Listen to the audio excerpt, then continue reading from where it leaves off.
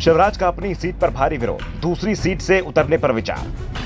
बुधनी में जन आशीर्वाद यात्रा में नहीं दिखी भीड़, कांग्रेस ने कसा तंज। बुधनी सीट से लगातार चुनाव जीत रहे हैं शिवराज सिंह चौहान। इस बार पहली बार है कि शिवराज सिंह चौहान के सीएम रहते बीजेपी विधानसभा चुनाव लड़ रही है, लेकिन शिवराज सिंह चौहान सीएम उम्मीदवार नहीं बनाए गए हैं। यानी अगर बीजेपी चुनाव जीत जाती है तो सीएम किसी और को भी बनाया जा सकता है।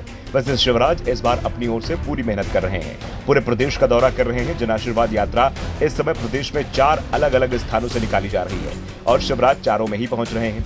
हर बड़ी सभा में शिवराज दिखाई दे रहे हैं। इसके अलावा भी वो लगातार कार्यकर्ताओं के साथ बैठक कर रहे हैं, लेकिन शिवराज अपने चुनाव क्षेत्र बुधनी से कटे हुए दिख रहे हैं और इसी कारण से बुधनी, जहां से शिवराज लगातार चुनाव जीतते आ रहे हैं, वहां की जनता अपने ही विधायक से नाराज दिखाई दे रही है और इसी नाराजगी का इजहार जन आशीर्वाद यात्रा में दिखाई दिया। जब ये यात्रा बुधनी पहुंची तो वहां भीड़ ही नहीं दिखाई दी।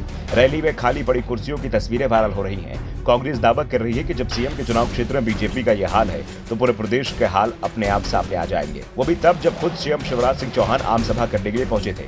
बुधनी के भैरुदा में सभा हुई। नरेंद्र तोमर मंच पर पहुंचे, लेकिन भीड़ ही नहीं दिख रही थी और तोमर ने जब भाषण दिया तो लोग उठकर चलने लगे। बीजेपी कार्यकर्ता मुश्किल से उन्हें रोक पा रहे थे। ये नजारा बुधनी पर हर जगह दिखाई दिया, जिसे सबसे ज्यादा खुशी कांग्रेस को होती दिखाई दे रही है। पार्टी का दावा है कि इस बार बुधनी में शिवराज सिंह चौहान की हार होगी। शिवराज को भी अपनी हार का एहसास हो रहा है और शायद इसीलिए वो सीट बदलने पर भी विचार कर रहे हैं।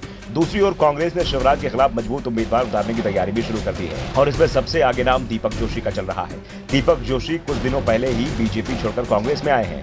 वो पूर्व सीएम कैलाश जोशी के बेटे हैं। कैलाश जोशी जनसंघ के पहले नेता थे जो मध्य प्रदेश के सीएम बने। वो बात अलग है कि जोशी जब सीएम बने तब जनसंघ का विलय जनता पार्टी में हो गया था। वो जनता पार्टी के सीएम थे, लेकिन जनसंघ गुट की ओर से थे। जनता पार्टी में कई पार्टियों का विलय हुआ था, जिसमें जनसंघ भी शामिल था, लेकिन 1980 में जनसंघ जनता पार्टी से अलग हो गया था और अब कैलाश जोशी के बेटे दीपक जोशी शिवराज सिंह चौहान को चुनौती देने की तैयारी में जुटे हुए हैं। वैसे कांग्रेस की ओर से पहली बार शिवराज को घेरने की कोशिश नहीं हो रही है। 2018 के विधानसभा चुनाव में शिवराज के खिलाफ कांग्रेस ने पूर्व प्रदेश अध्यक्ष अरुण यादव को चुनाव मैदान में उतारा था।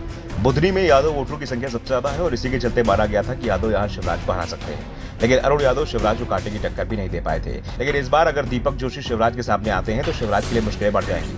वैसे भी जिस तरह से बुधनी में जन आशीर्वाद यात्रा के दौरान कुर्सियां खाली पड़ी रहीं, उससे बीजेपी नेताओं के माथे पर चिंता की लकीरें देखी जा रही हैं। दावा किया जा रहा है कि जल्दी शिवराज क्षेत्र के कार्यकर्ताओं के साथ बैठक कर सकते हैं। नए सिरे से वो बुधनी में फीडबैक भी लेने की तैयारी में है। कांग्रेस जहां शिवराज की सीट बदलने का दावा कर रहे हैं, तो बीजेपी नेताओं का दावा है कि शिवराज कहीं नहीं जाएंगे, वो बुधनी से ही चुनाव लड़ेंगे। फिलहाल तो शिवराज के लिए बुधनी सीट सुरक्षित रह गई है या फिर वो अपनी सीट बदलेंगे, क्योंकि बीजेपी अपने उम्मीदवार के नाम का ऐलान जल्दी कर देगी। दूसरी सूची तो 3-4 दिन में ही आ जाएगी। Bureau report, the Navdarpan news.